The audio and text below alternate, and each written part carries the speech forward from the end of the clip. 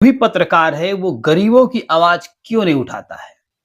और इतना ही नहीं, इस देश में जो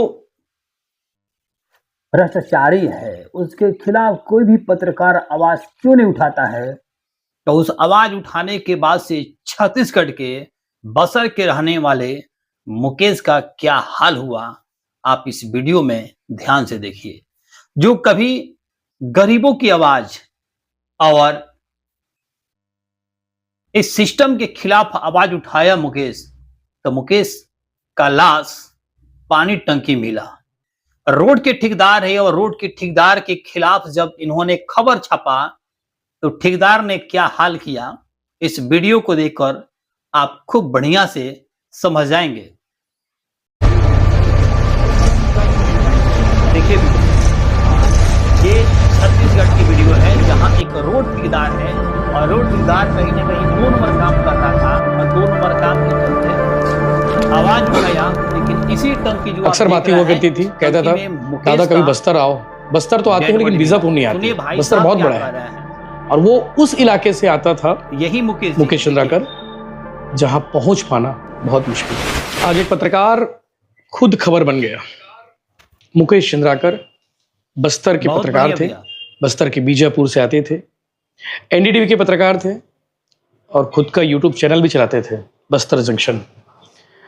छोटे भाई की तरह मानता था मैं भी, बंधु है और अक्सर हमारी बात हुआ करती थी। पिछले दिनों अपने वीडियो एडिटर को उन्होंने भेजा था भिलाई टाइम्स के दफ्तर में ठेकेदार, और उस बीच हमारी बातचीत हुई थी। जनता के बीच लाया जाए, उनके साथी यहाँ आए, हमारे एडिटरों ने उन्हें सिखाया। और आज जब सुबह के वक्त खबर आई कि मुकेश चंद्राकर लापता हो गया है, 2 दिनों से घर नहीं आया है। 1 जनवरी की शाम तकरीबन 6:30 बजे के आसपास मुकेश चंद्राकर घर से निकला था। उसके बाद फोन स्विच ऑफ आया। उनके छोटे भाई युकेश ने रिपोर्ट दर्ज कराई थाने में और उसके बाद से खोजबीन जारी थी।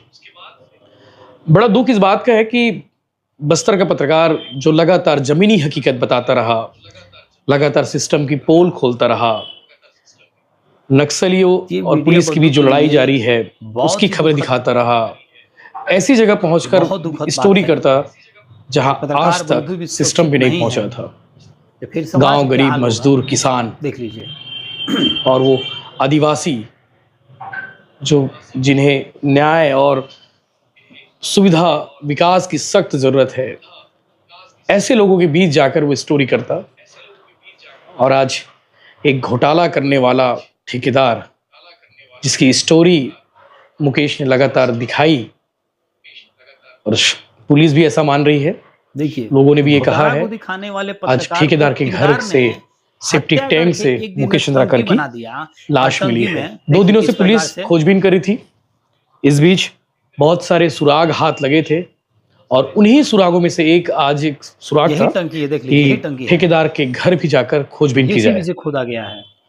तो जब ठेकेदार के घर गए, पुलिस की टीम पहुंची तो वहां पर सेप्टिक टैंक नजर आया जो एकदम नया बनकर तैयार हुआ था। 1 दिन में सेप्टिक टैंक बनकर तैयार हो गया था। जब पुलिस ने पूछताछ में बताया कि सेप्टिक टैंक बना हुआ है, पुलिस को शक हो चुका था क्योंकि ऑलरेडी वो शक के दायरे में था। जब उस सेप्टिक टैंक को खड़वाया गया, एफएसएल की टीम मौजूद थी, डॉग स्क्वाड की टीम थी, पुलिस के आला अधिकारी मौजूद रहे, तब अंदर से सेप्टिक टैंक से मुकेश चंद्राकर की लाश मिली। कभी सोचा नहीं था कि मुकेश चंद्राकर की स्टोरी मुझे बनानी पड़ेगी।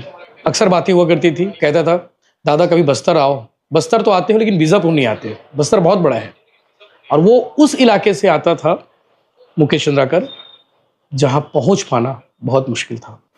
फिर भी रायपुर के पत्रकार, दिल्ली के पत्रकार जब पहुंचते थे तो सारा अरेंजमेंट, रुकने का, खाने का, सब कुछ व्यवस्था करने की जो जिम्मा होता था वो मुकेश की होती थी। जो रोड बस्तर जंक्शन बहुत फेमस यूट्यूब चैनल है, बस्तर की खबरें दिखाते हैं सामने करना, क्या ये गुनाह? और उस चैनल को लीड करते थे। अक्सर हमारी बातचीत होती थी, यूट्यूब के पर्पस बात होती थी, वीडियोस पर चर्चा होती थी। कई बार मैंने उनसे वीडियो मंगवाई। आखिरी बार मुझे याद है एक आईएएस अफसर और एक बीजेपी नेता के साथ विवाद हुआ था। मुकेश ने वो खबर मुझे भेजी थी, डिस्कशन होती रहती थी अक्सर के बीच में। मैं बस्तर जाता तो कहते दादा आप याद नहीं किए, उसकी लाश बोले यार जगदलपुर आया था, दफना दिया आप गया। बीजापुर में रहते हो, बहुत दूर हो जाता है।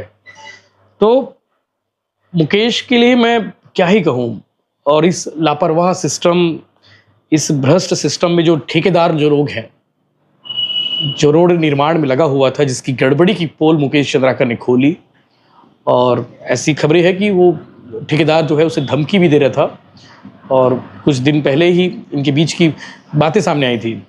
और अचानक से मुकेश जब लापता हुआ तो सबकी जो शक की सुई थी वो उस ठेकेदार के ऊपर जा गड़ी थी। और आज पुलिस ने खोजबीन की। खोजबीन के दौरान मुकेश चंद्राकर की लाश सेप्टिक टैंक में मिली। ये दुखद है। बस्तर का पत्रकार सुरक्षित है, आप देख सकते हैं कैसे सुरक्षित है। एक ठेकेदार, उसकी हत्या करवा दी। इस पर जो भी अपडेट आएंगे आगे हम आपको बताएंगे। भारी मन से मैं एक खबर आपको बता पा रहा हूँ।